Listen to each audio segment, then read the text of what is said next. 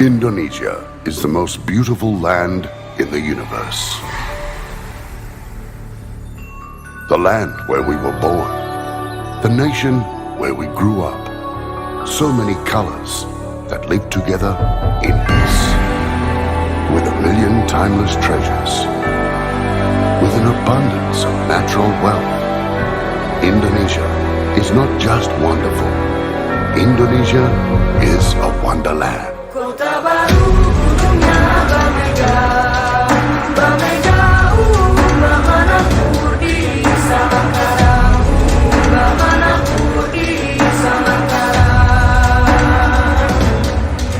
Bertemu lawanlah Adinda, Adinda iman bidadara, Samalaya iman bidadara, Samalaya.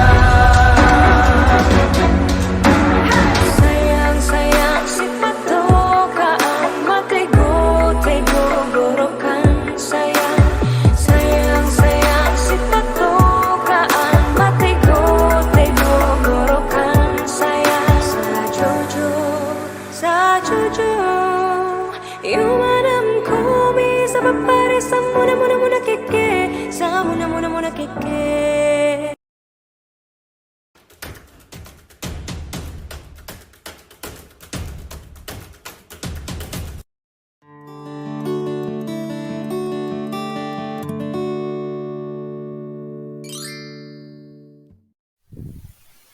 Assalamualaikum warahmatullahi wabarakatuh. Salam Guru Penggerak. Perkenalkan, nama saya Apriani Ayu Hernisi, SPD, yang merupakan calon Guru Penggerak Angkatan 8 dari SMP Asy-Syafi'iyah Kecamatan Kalijati, Kabupaten Subang. Pada kesempatan ini, saya akan menyampaikan aksi nyata dari modul 1.4 untuk kegiatan diseminasi budaya positif. Selama saya mengikuti pendidikan calon guru penggerak Angkatan 8 di Kabupaten Subang, alhamdulillah saya selalu ditemani oleh Ibu Fasilitator, Ibu Desrina MPD, dan juga pengajar praktik Ibu Hajarika Rahmita Sujatma SPD MM. Berikut ini merupakan tahapan-tahapan yang saya lakukan dalam melaksanakan aksi nyata modul 1.4 budaya positif.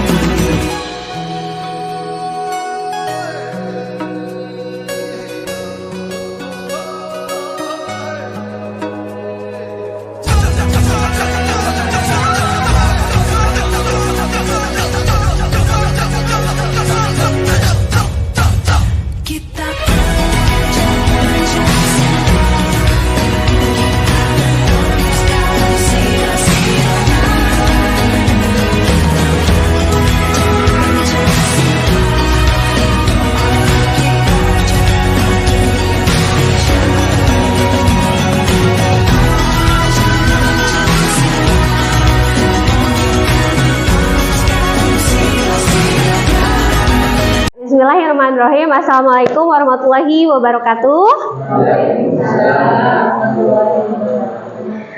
Pertama-tama saya ucapkan terima kasih kepada Bapak Ibu semuanya, guru SMP Asyafi'iyah yang pada hari ini telah meluangkan waktunya dalam kegiatan diseminasi budaya positif yang disusun oleh saya pribadi.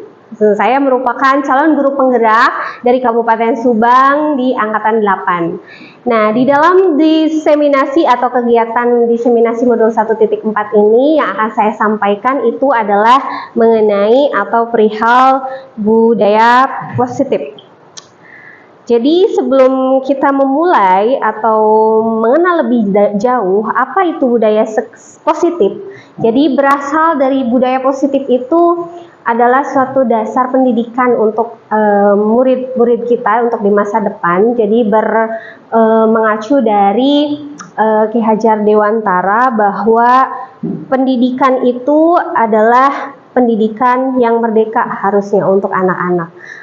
Kenapa harus merdeka? Jadi istilahnya merdeka itu tidak hanya terlepas dari sebuah perintah. Jadi merdeka itu akan tetapi harus juga cakap memerintah dirinya sendiri.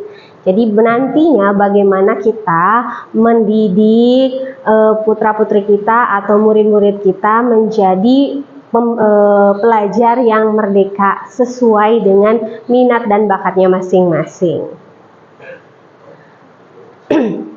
Nah, untuk yang pertama yang akan saya sampaikan di sini adalah konsep apa itu disiplin positif dan apa itu makna dari motivasi. Yang pertama, makna disiplin positif itu sendiri yaitu tadi yang saya katakan bahwa menurut definisi Ki Hajar Dewantara bahwa pendidikan itu harus merdeka. Mardika iku jawarnya nora mung lepas sing pangreh nging ugo kuat puasa aman diri priyangga. Merdeka itu artinya tidak hanya terlepas dari sebuah perintah, tapi juga harus cakap memerintah dirinya sendiri atau memimpin dirinya sendiri. Lalu ada lagi menurut Diane Gozen dalam bukunya pada tahun 2001 menyatakan bahwa disiplin itu berkonotasi bahwa murid-murid itu dapat membuat atau bisa menggali potensinya menuju sebuah tujuan, katanya gitu. Lalu bisa dianggap sebagai sesuatu yang dihargai dan bermakna. Bagaimana disiplin itu timbul dengan cara kita mengontrol diri, lalu bagaimana kita menguasai diri, memilih setiap tindakan yang kita pilih.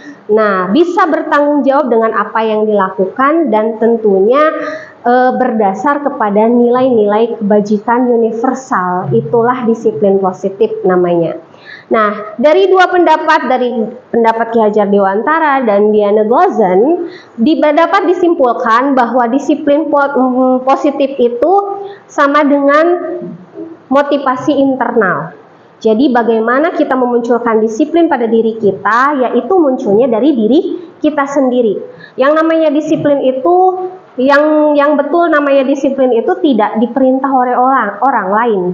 Jadi memang harus timbul dari dirinya sendiri atau timbul dari motivasi intrinsik. Nah, motivasi intrinsik itu apa? Motivasi yang ada dalam diri kita sendiri, gitu. Jadi sebagai pendidik, makanya dari itu kita sebagai seorang guru atau pendidik, tugas kita adalah membimbing siswa untuk memiliki disiplin diri yang berasal dari dirinya sendiri. Tanpa harus dipaksa, tanpa harus kita wajibkan. Jadi kita bertugas untuk mewujudkan atau menumbuhkan rasa disiplin itu pada murid kita dengan sendirinya, gitu. Jadi siswa nantinya akan melakukan disiplin positif ini ya sesuai dengan apa yang mereka inginkan. Seperti itu adalah makna dari disiplin positifnya sendiri. Nah, konsep disiplin positif selanjutnya itu berdasarkan dari tiga motivasi perilaku manusia. yang tidak lepas kita biasanya lakukan atau istilahnya manusia lakukan sehari-hari. Menurut Diana Gozen ada 3 motivasi perilaku manusia. Yang pertama itu menghindari ketidaknyamanan atau hukuman. Contohnya seperti apa nih Bapak Ibu untuk istilahnya menghindari ketidaknyamanan atau hukuman?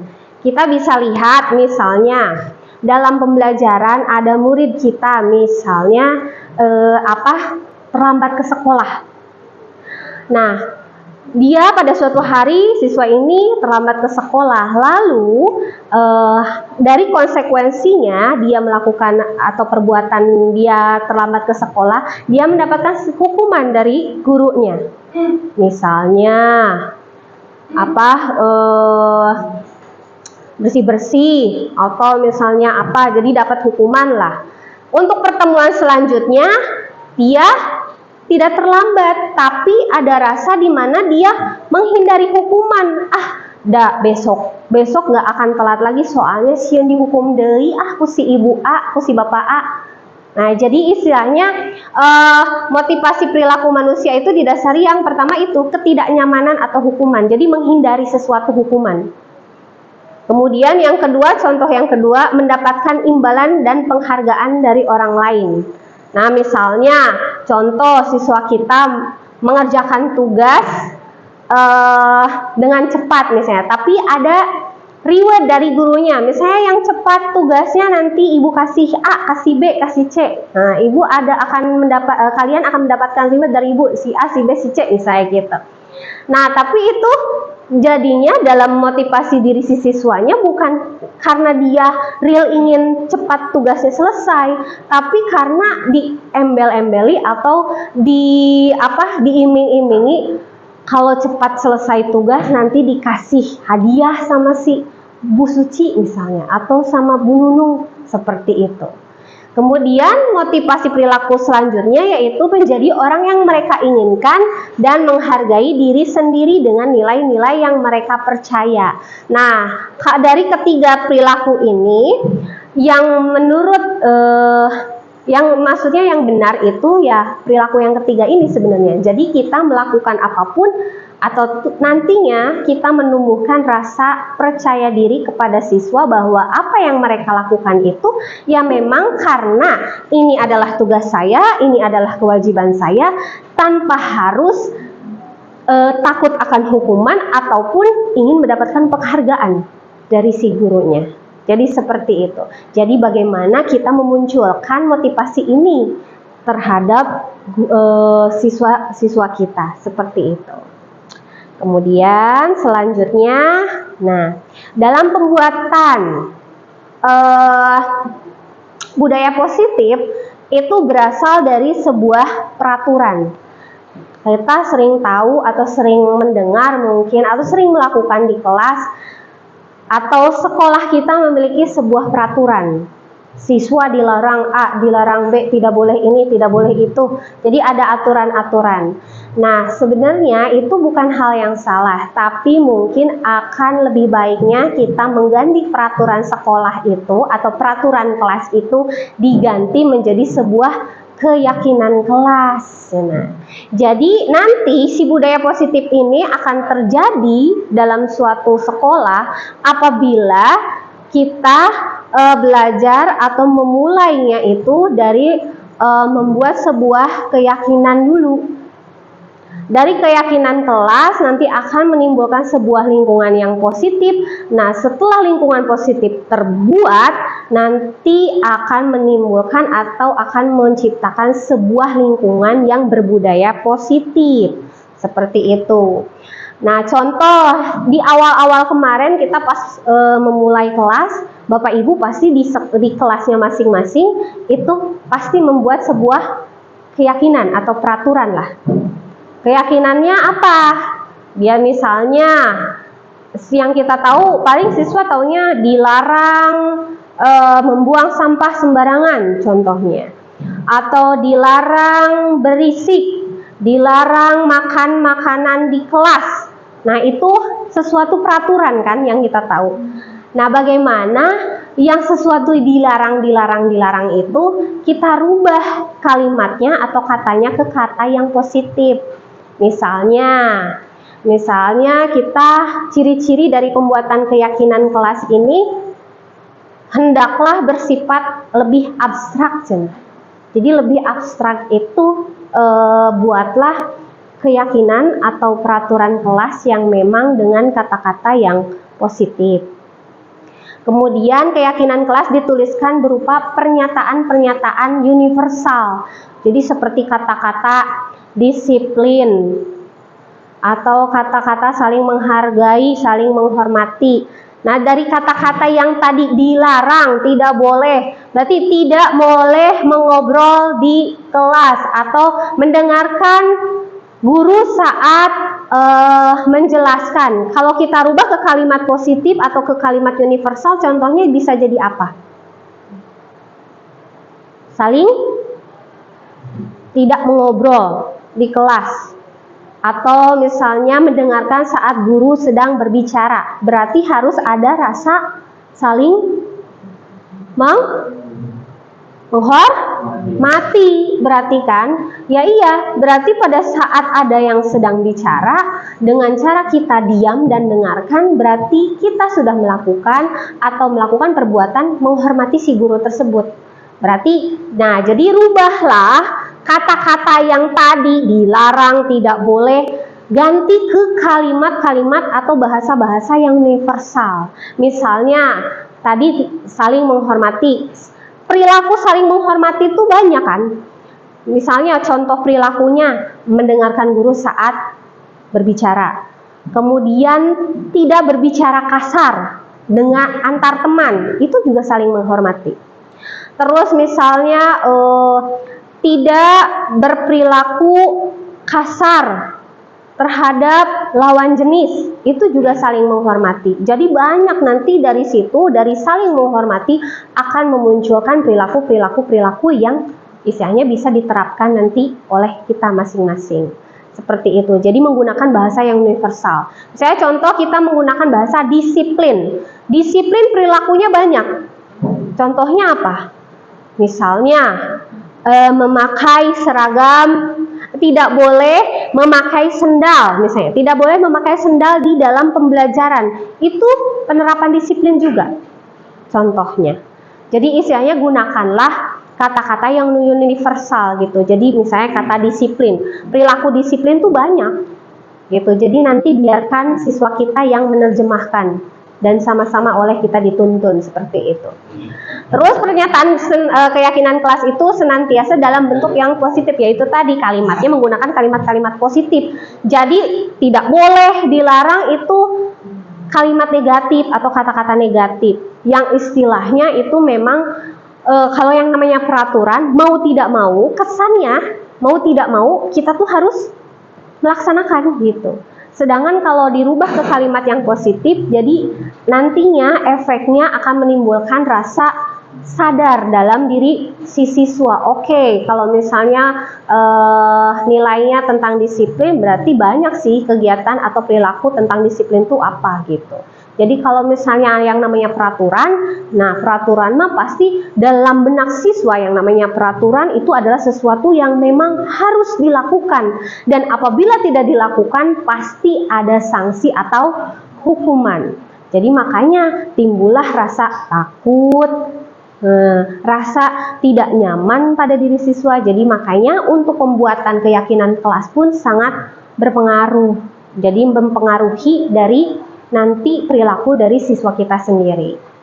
Kemudian keyakinan kelas hendaknya tidak terlalu banyak. Jadi misalnya gitu, dalam membuat keyakinan kelas apa yang akan kita tonjolkan? Kedisiplinankah, saling menghormatikah, atau apa gitu. Lalu dan dipahami oleh semua warga kelas. Jadi makanya bahasanya universal gitu. Lalu keyakinan kelas juga diterapkan tentunya di lingkungan kita gitu. Dan nantinya semua warga kelas hendaknya ikut berkontribusi dalam pembuatan. Jadi makanya jangan kita menentukan sebagai guru, kita menentukan keyakinan kelas kita sendiri. Tapi ajaklah siswa kita untuk menentukan keyakinan kelas kita masing-masing dan disepakati bersama. Jadi istilahnya nanti di mana ada yang melanggar kesepakatan atau keyakinan kelas tersebut, kita bisa saling mengingatkan seperti itu. Itu untuk proses pembuatan dari keyakinan kelas. Nah, hal lain yang menjadi untuk menumbuhkan budaya positif di dalam lingkungan sekolah juga kita harus berdasarkan dari kebutuhan dasar manusia. Jadi makanya kenapa tadi harus dengan kata-kata yang positif, karena berhubungan dengan kebutuhan manusia juga dasarnya, dasar kebutuhan dasar manusia. Yang pertama, kebutuhan dasar manusia itu untuk bertahan hidup. Jelas gitu. Jadi misalnya kita akan mencontohkan satu kasus untuk menganalisis 5 kebutuhan dasar manusia ini. Misalnya contoh, ada siswa A, misalnya kita beri nama Doni lah. Si Doni ini pada saat di sekolah, dia di kegiatan sekolahnya itu dia terbiasa atau ada pembiasaan di sekolahnya bahwa setiap hari anak-anak atau siswa harus membawa bekal dari rumah. Nah, pada suatu hari, si Doni ini mencuri atau mengambil makanan atau bekal temannya yang lain, dan itu disaksikan oleh temannya sendiri. Jadi dari situ dilakukanlah proses atau tanya jawab oleh gurunya karena ada obrolan dari temannya bahwa si Doni ini mengambil makanan temannya. Ditanyakanlah, kenapa sih kenapa kamu bisa mengambil makanan dari temanmu ini? Yang pertama, kebutuhan untuk bertahan hidup. Doni bilang, soalnya saya nggak dibawa bekal makanan Bu sama ibu di rumah. Jadi saya ya udahlah ngambil aja makanan teman saya. Jadi tanpa izin. Walaupun itu mungkin tujuannya untuk mempertahankan hidup karena dia tidak bawa bekal makanan, tapi ya tetap saja itu kan sesuatu yang salah. Kemudian yang kedua, cinta dan kasih sayang.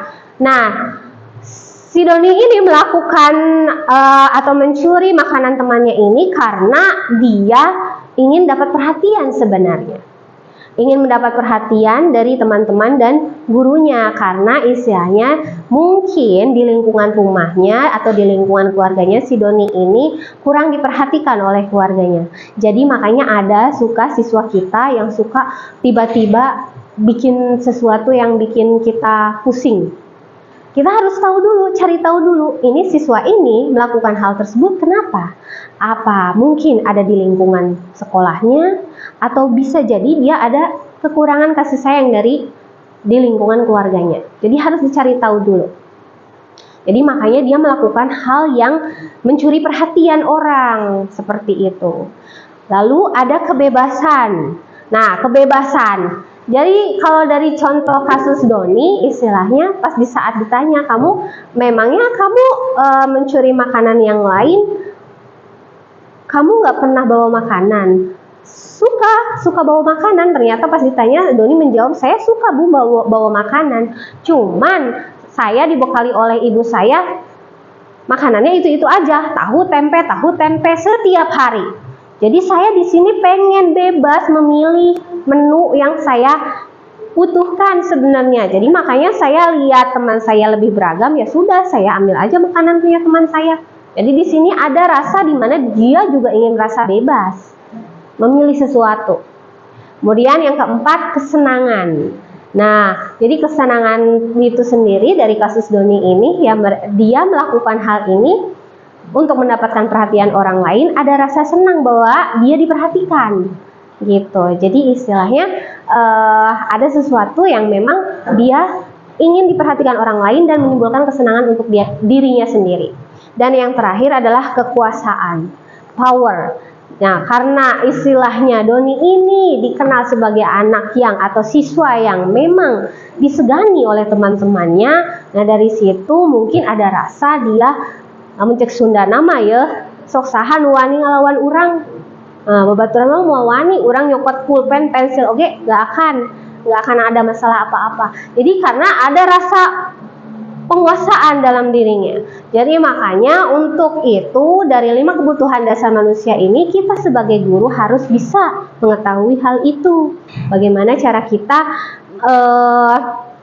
mengetahui dari kebutuhan-kebutuhan dari murid-murid kita. Lalu, nah ini balik lagi dari apa yang tadi kita buat, keyakinan kelas, kesepakatan kelas.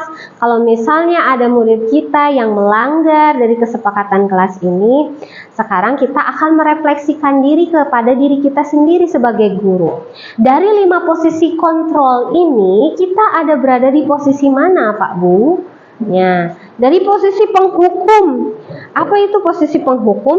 Jadi posisi penghukum di sini biasanya guru melakukan atau ada siswa yang melakukan kesalahan, kita langsung segera menghukum.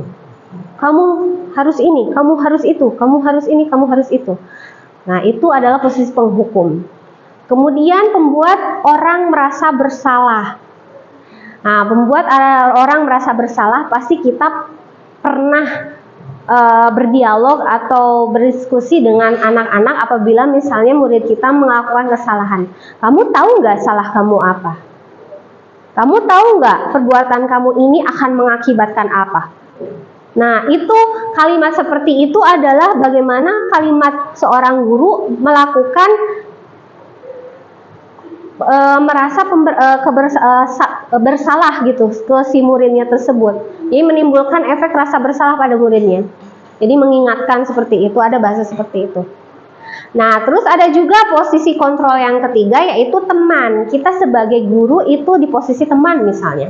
Di posisi teman misalnya dengan bahasa, misalnya murid kita belum selesai mengerjakan tugas. Terus murid kita lalu nggak apa-apa ya Bu, kalau misalnya tidak dikerjakan hari ini, nanti di pertemuan selanjutnya. Ya sudah, misalnya ada bahasa-bahasa seperti itu. Ya sudah, Ibu mengerti akan posisi kamu, mungkin hari ini kamu tidak bisa melanjutkan, nanti ke depannya diselesaikan kembali ya. Nah, itu adalah posisi teman gitu. Tapi apakah ini baik? Apakah Bapak Ibu semuanya di kelas melakukan itu kepada murid-murid secara tidak langsung? Gitu. Pasti ya. Nah, tapi itu sesuatu yang salah atau tidak? Sebenarnya tidak salah. Cuma nanti posisi teman itu baik sebenarnya. Tapi nanti pada akhirnya atau efek dari itu, karena kitanya selalu mengerti memposisikan kita sebagai teman untuk siswa kita, nanti dari siswa kita itu dalam dirinya ada ketergantungan pada akhirnya. Di mana kita tidak mengiyakan permintaan mereka, pasti murid kita akan melakukan atau mengeluarkan statement-statement seperti si ibu mah itu asik aya nama. Nah, ada gitu. Biasanya juga ibu suka baik kok gini. Ya, jadi karena sudah dibiasakan sama kita diayomi, misalnya dihayukan gitu. Jadi karena kita memposisikan kita sebagai teman murid kita, jadi ada ketergantungan dari situ, dari anaknya gitu pada akhirnya gitu. Jadi dia dimana kita tidak menuruti apa yang dia minta, nah jadi dia pasti akan menuntut si murid ini. Lalu posisi yang keempat itu monitor atau pemantau. Nah, misalnya kita menghukum murid kita, kita coba melihat, memantau apakah apa yang sudah ditugaskan itu dilaksanakan dengan baik. Nah, biasanya kan kita ada proses memantau kegiatan yang dilakukan siswa. Dan yang kelima atau yang terakhir, posisi yang kontrol yang kelima itu adalah manajer. Nah, manajer ini yang harusnya dimiliki oleh diri kita sebagai seorang pendidik atau seorang guru. Jadi proses menjadi seorang manajer dalam lingkungan sekolah atau kelas itu, kita tidak hanya sekedar bisa ngehukum, nunjuk-nunjuk. Kita tidak bisa menimbulkan efek rasa bersalah pada murid kita. Kita tidak juga bisa memposisikan kita hanya sebagai teman, atau kita juga hanya sebagai seorang pemantau saja. Nah, dari kelima posisi kontrol ini kan budaya positif di sekolah. tahap yang terakhir yaitu segitiga restitusi. Apa itu segitiga restitusi? Jadi restitusi itu adalah sebuah proses menciptakan kondisi bagi murid untuk memperbaiki kesalahan mereka. Jadi sehingga mereka bisa kembali pada kelompok mereka dengan karakter yang lebih kuat. Jadi istilahnya restitusi ini bagaimana nantinya guru bisa menciptakan kondisi di mana murid bisa memperbaiki kesalahannya tanpa harus dipaksa. Jadi harus dengan inisiatif mereka sendiri. Kalau kalau murid kita istilahnya merasa apa yang dilakukannya itu salah, kita tuntun murid kita untuk memperbaiki kesalahannya, tapi bukan untuk memutuskan apa yang harus mereka lakukan, tapi kita menuntun, mengarahkan apa yang harus murid lakukan untuk memperbaiki kesalahannya tersebut. Nah, itu restitusi. Jadi makanya ada proses kolaboratif, jadi kolaborasi yang nantinya mengajar. Waalaikumsalam, silakan Pak Nisa. Silakan di sini duduk ya. Selamat pagi Pak Nisa. Pagi Bu. Apa kabarnya hari ini? Alhamdulillah kabar Pak Nisa baik Bu. Nah, alasan Ibu memanggil Pak Nisa ke sini itu kemarin Ibu mendapat kabar dari Bu Suci. Katanya pada saat pelajaran Bu Suci, Pak Nisa sempat bertengkar ya sama Panji. Iya Bu, abisnya aku kesel sih Bu. Kenapa? Panji terus menerus contek tugas aku Bu. Dari tugas PR sampai tugas yang dikerjain di kelas, Panji contek terus ke aku Bu. Ibu sangat paham jika kamu merasa sangat kesal. Karena jika Ibu menjadi Panisa juga, pasti Ibu akan merasakan hal yang sama. Lalu apa yang kamu lakukan terhadap temanmu itu? Panisa menegur Panji dan memarahi Panji di depan teman-teman kelas Bu. Dan tanpa sengaja dan tanpa Panji sadari juga, Panisa memukul mejanya Panji Bu. Oh begitu. Pasti ada alasannya kan kamu kenapa berbuat seperti itu? Iya Bu, soalnya Panji selalu contek Panisa sih. Kan pasti udah capek dong ngerjain sendiri, berusaha mikir kayak gitu. Tapi dengan enaknya Panji contek terus menerus Bu. Wajar sih jika kamu merasa marah. Kamu pasti juga tidak suka kalau tugasmu dicontek oleh temanmu kan? Nah, Ibu menghargai kamu tidak berbuat yang lebih jauh. Contohnya seperti memukul, seperti itu. Sekarang coba Ibu tanya sama Panisa. Perbuatan kamu itu terhadap Panji apakah sudah sesuai dengan keyakinan kelas kita? Belum Bu. Menurut kamu, keyakinan kelas apa yang kamu langgar? Saling menghormati antar teman Bu. Apa menurut kamu saling menghormati itu sangat penting? Sangat penting Bu. Kalau kamu merasa itu penting, apa sih yang sebenarnya kamu lakukan agar kamu tidak marah-marah terhadap temanmu itu? Harus lebih baik bersabar Bu. Kamu bersedia untuk memperbaikinya? Bersedia Bu. Lalu, apa yang akan kamu lakukan ke depannya? Panisa baik bersabar, terus lebih baik menahan emosi jika ada teman Panisa yang melakukan seperti itu lagi. Jika perlu, Panisa melaporkan kepada guru yang sedang bertugas pada hari itu atau langsung lapor kepada Bu Ayu sebagai wali kelas Panisa. Oke, jujur sekali Panisa, apa yang akan kamu berikan, tindakan apa ke depannya itu sudah sangat benar. Nah, sekarang Ibu hanya berpesan kepada kamu, tetap semangat, terus jangan lupa untuk belajar ya, perbaiki apa yang sudah menjadi kesalahan kamu itu. Dan sekarang untuk obrolan kita untuk hari ini cukup ya. Sekarang kamu silakan kembali ke kelas. Ya Bu, baik, terima kasih. Sama-sama. Ya, waalaikumsalam. Silakan masuk. Selamat pagi Bu. Selamat pagi Naila. Kamu tahu tidak kamu dipanggil sama Bu Ayu ke sini untuk apa? Mungkin berkaitan dengan tugas Bu. Oh iya benar sekali. Tapi kamu kemarin masuk sekolah kan? Ya Bu, masuk, tapi saya tidak mengumpulkan tugas saya Bu. Naila, semua orang pasti pernah melakukan hal kesalahan, termasuk juga Ibu Ayu ya. Namun setiap tindakan kita pasti punya konsekuensi atau alasannya. Nah, kira-kira mengapa kamu tidak mengerjakan tugas kemarin? Saya capek dan mengantuk, Bu. Soalnya semalam ada kegiatan sampai jam 10. Saya tidak langsung tidur dan baru tidur pukul 2 malam. Dan pukul 3.30 saya bangun untuk persiapan sholat subuh dan setoran hafalan. Akhirnya saat pelajaran kelas ibu saya mengantuk sekali, Bu.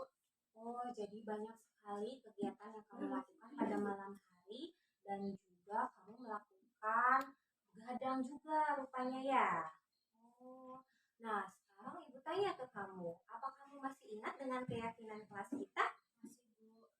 Kalau kamu masih ingat, kira-kira yang kamu lakukan itu apakah sudah sesuai dengan keyakinan kelas kita? Belum, Bu. Kalau begitu, keyakinan kelas yang mana yang kamu tidak sesuai atau kamu langgar? Tentang bertanggung jawab, Bu.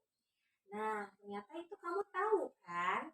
Nah, untuk melakukan kamu bertanggung jawab akan hal itu, solusi apa yang akan kamu lakukan untuk masalah ini? Yang pertama, saya minta maaf karena tidak mengumpulkan tugas dari ibu. Yang kedua, saya tidak akan tidur terlalu malam. Dan yang ketiga, saya akan mengerjakan dan mengumpulkan tugas dari Bu Ayu dan mengumpulkannya besok. Siap, baik. Ibu sangat mengapresiasi sekali karena kamu sudah mau bertanggung jawab. Dan sekarang untuk itu obrolan kita hari ini cukup sampai di sini. Silakan kamu perbaiki untuk tugasnya. Ibu tunggu ya. Dan sekarang kamu boleh kembali ke kelasmu. Terima kasih, Bu Ayu. Permisi. Iya.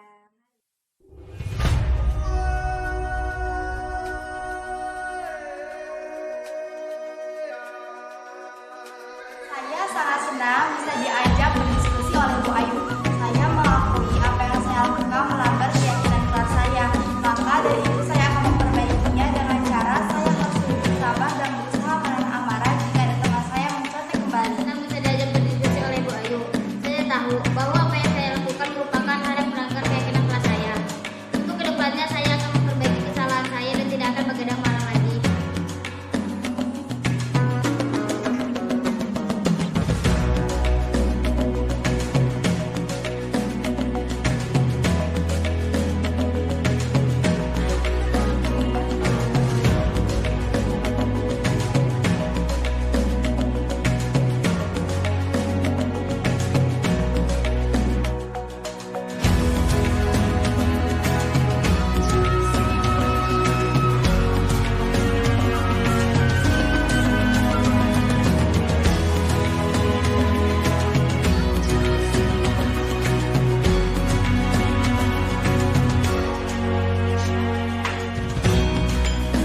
Warahmatullahi wabarakatuh. Nama saya Bu Nurbayani. Saya berasal dari Sumedang. Saya di sini sebagai guru SMP Asafiyah. Setelah mengikuti kegiatan dari kegiatan Bu Ayu, menurut saya sendiri pribadi apa yang disampaikan Bu Ayu itu bisa diterapkan oleh saya sendiri sebagai guru, kemudian sama guru-guru lain. Menurut saya juga ada hal-hal lain yang penting untuk dipelajari dalam proses menciptakan budaya positif baik di lingkungan kelas maupun sekolah, yaitu pertama kerjasama, yaitu kolaborasi dan komunikasi efektif antara guru, kemudian tenaga pendidikan, orang tua, dan masyarakat sekitar dalam upaya mewujudkan budaya positif di lingkungan sekolah dan kelas. Kemudian yang kedua, yaitu pembiasaan pelaksanaan ajaran agama yang diyakini murid sehingga akan semakin mempermudah terciptanya budaya positif di sekolah ataupun di kelas gitu. Kemudian yang ketiga, yaitu untuk evaluasinya secara berkala terhadap pelaksanaan budaya positif di kelas ataupun di sekolah. Kemudian selanjutnya untuk yang terakhir, untuk pembuatan slogan-slogan terkait budaya positif di area kelas ataupun lingkungan sekolah sebagai upaya untuk mengingatkan dan menanamkan budaya positif dalam diri seorang siswa. Seperti itu. Terima kasih. Assalamualaikum warahmatullahi wabarakatuh.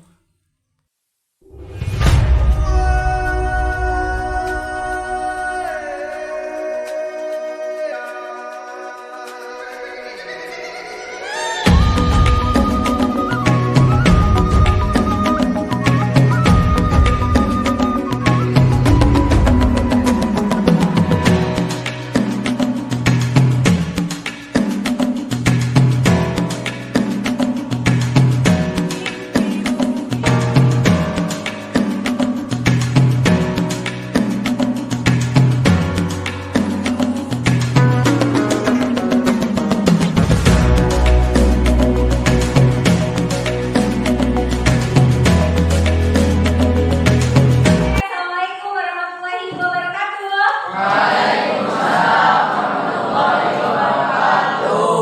pagi anak-anak.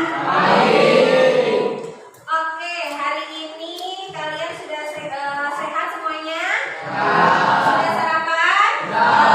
Oke, hari ini hari pertama kita masuk sekolah dan di sini sebagai wali kelas ibu bertugas untuk kita semuanya akan membuat yang namanya keyakinan kelas. Ya, jadi nanti untuk 1 tahun ke depan kita akan menjalankan keyakinan kelas ini di lingkungan sekolah maupun di lingkungan kelas kita. Nah, sebelum kita membuat keyakinan kelas, di sini ibu ingin bertanya kepada kalian. Kalian tahu tidak apa itu keyakinan kelas? Hah? Tidak? Tidak tahu keyakinan kelas itu apa? Seperti apa? Tidak. Oke, berarti di sini ibu akan jelaskan sedikit mengenai apa itu keyakinan kelas. Jadi, kalau keyakinan kelas itu mungkin untuk kalian lebih familiarnya itu ke peraturan. Tahu peraturan? Nah, berarti peraturan itu sama dengan halnya seperti tata tertib. Nah, kita akan membuat hal itu di kelas kita. Mungkin sekolah kita punya tata tertib. Tata tertib sekolah ada, ya, peraturan sekolah ada. Tapi di kelas pun kita harus atau sangat memerlukan sekali yang namanya keyakinan kelas atau peraturan kelas. Nah, terus bedanya apa sih Bu kalau antara keyakinan kelas dan peraturan kelas? Jadi, kalau peraturan kelas itu bersifatnya itu kayak sifatnya mengatur, benar-benar mengatur. Ya, yang itu istilahnya tanpa kita sepakati bersama kalau peraturan. Ya, jadi itu sudah ada gitu. Jadi tanpa kita sepakat dengan peraturan-peraturan tersebut.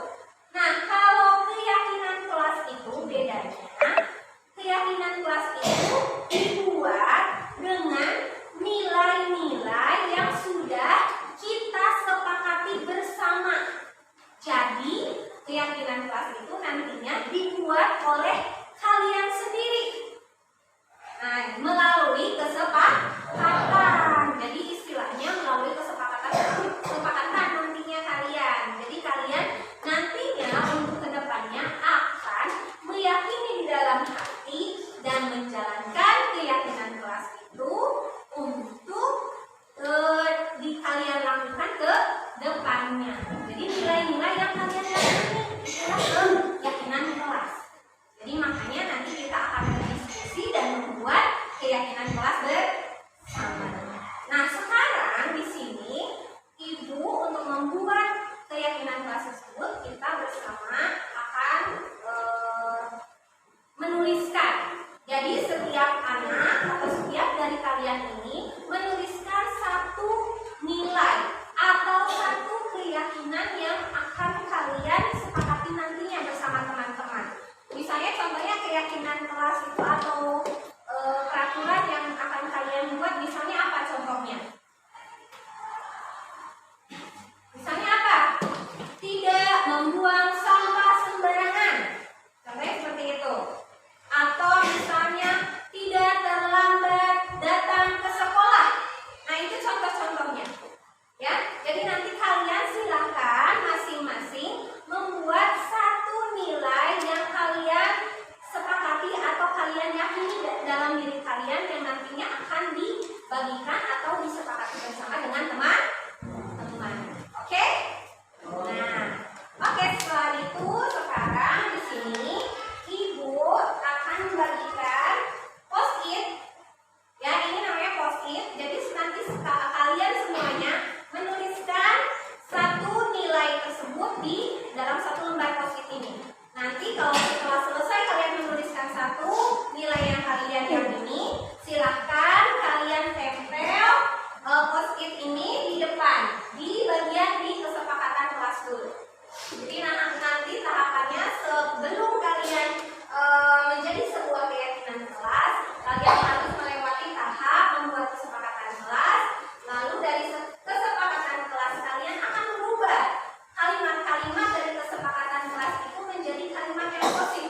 Lalu nanti kita akan mensortir kembali dari kalimat-kalimat positif itu mana saja yang akan dijadikan keyakinan kelas di kelas kita untuk semester sekarang ataupun di 1 tahun ke depan. Oke, paham? Sekarang Ibu akan membagikan post-itnya 1 orang 1 lembar. Stop.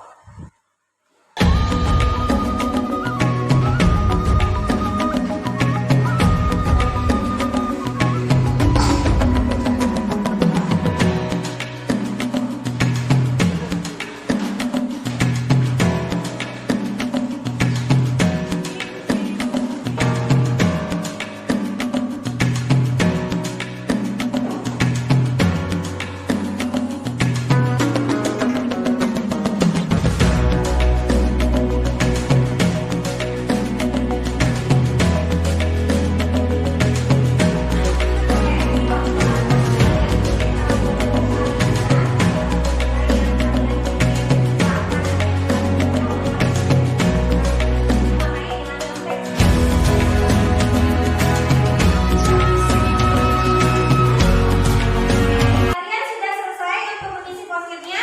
Nah, sekarang tugas kalian silakan tempelkan post-it yang kalian buat itu di bagian kertas yang di bagian kesepakatan kelas. Oke, silakan. Boleh.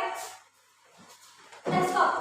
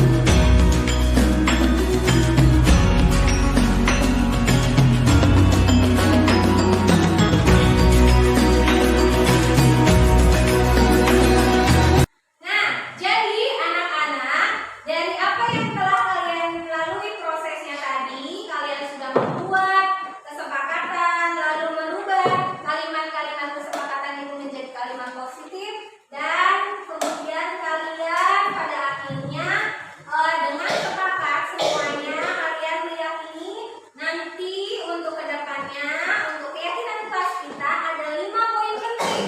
Yang pertama yaitu saling menghormati, yang kedua saling menghargai, yang ketiga adil, yang keempat disiplin, dan yang kelima menjaga kebersihan.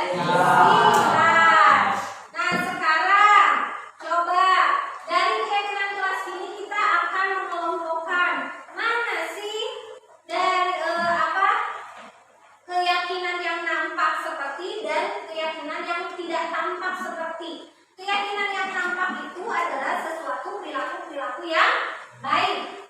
Kalau perilaku yang tidak tampak itu adalah perilaku-perilaku yang tidak baik. Kebalikannya, coba sekarang Ibu tanya ke kalian. Dari saling menghargai, kelakuan atau perilaku yang nampaknya kira-kira apa contoh perilakunya? Berarti perilaku yang baiknya apa kira-kira? Tidak ngejek teman, contohnya. Perilaku yang tidak tampaknya berarti perilaku yang tidak baiknya? Mengejek teman. Mengejek teman. Lalu contoh lain, saling menghormati.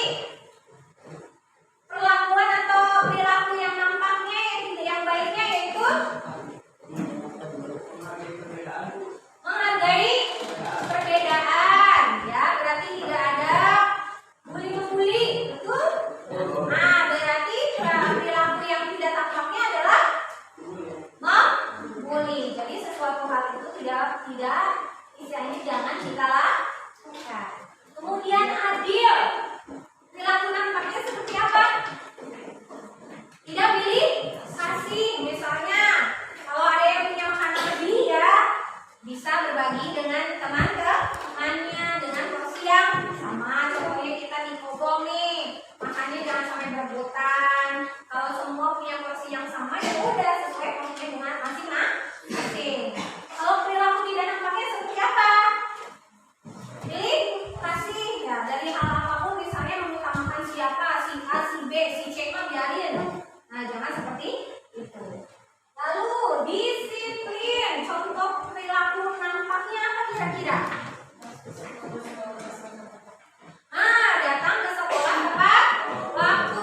Kita masuk jam 7.30. Jadi sebelum jam 7.30 kalian harus sudah ada di sekolah atau di kelas. Itu datang tepat waktu. Contoh lain apa lagi selain disiplin tepat waktu datang? Tidak memakai sendal ke sekolah. Walaupun kita basicnya pesantren, tapi yang namanya kalau di lingkungan sekolah harus menggunakan sendal. Ya, itu sudah menjadi kesepakatan kalian loh. Lalu berarti perilaku tidak nampaknya contohnya seperti terlambat, lalu memakai sandal ke kelas, ya, atau perilaku tidak nampaknya tidak mengerjakan tugas atau PR dari gurunya. Nah, itu perilaku yang tidak nampak. Lalu terakhir ada menjaga kebersihan. Contoh nampaknya apa? Adanya piket kelas. Nah, berarti piket kelas tugasnya untuk apa?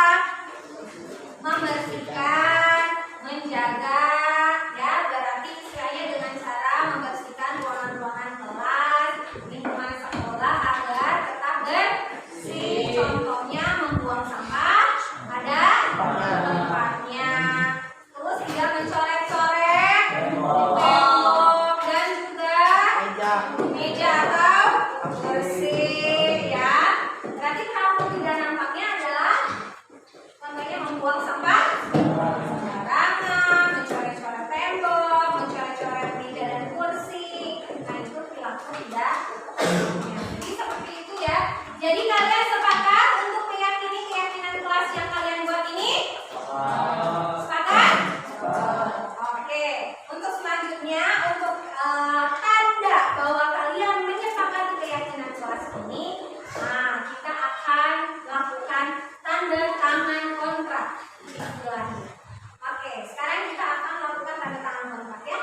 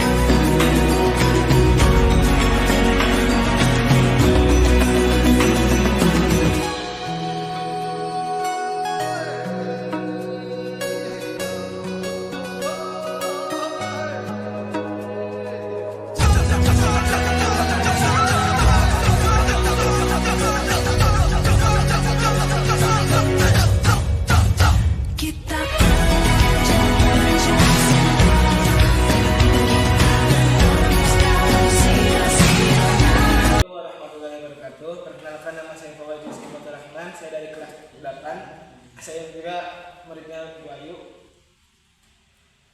Saya akan memberitahukan kesan saya terhadap adanya keyakinan kelas. Menurut saya, adanya keyakinan kelas itu sangat penting karena adanya keyakinan kelas menjadi ada yang solid, terus lebih ditaatur menurut tata tertib di kelas. Dan saya itu sangat senang karena teman-teman saya itu sekarang lebih baik dari sebelumnya. Dan juga saya berterima kasih kepada Bu Ayu karena sudah adanya keyakinan kelas, jadi kelas saya menjadi lebih baik dari sebelumnya. Terima kasih. Wassalamualaikum warahmatullahi wabarakatuh. Assalamualaikum warahmatullahi wabarakatuh. Perkenalkan, nama saya Panji Santika. Saya dari kelas 8. Saya termasuk anak murid Bu Ayu. Saya di sini akan memberikan kesan saya terhadap keyakinan kelas yang ada di kelas saya atau di kelas 8. Menurut saya, ketika ada keyakinan kelas menjadi lebih disiplin, lebih teratur, lebih mengikuti tata tertib sekolah. Mulai dari piket, keterlambatan datang, itu sekarang sudah menjadi ya tidak terlambat lagi. Dan menurut saya juga keyakinan kelas itu penting buat kelas agar kelas menjadi lebih teratur lagi, tidak seperti dulu sekarang harus lebih berbeda dari sebelumnya. Wassalamualaikum warahmatullahi wabarakatuh.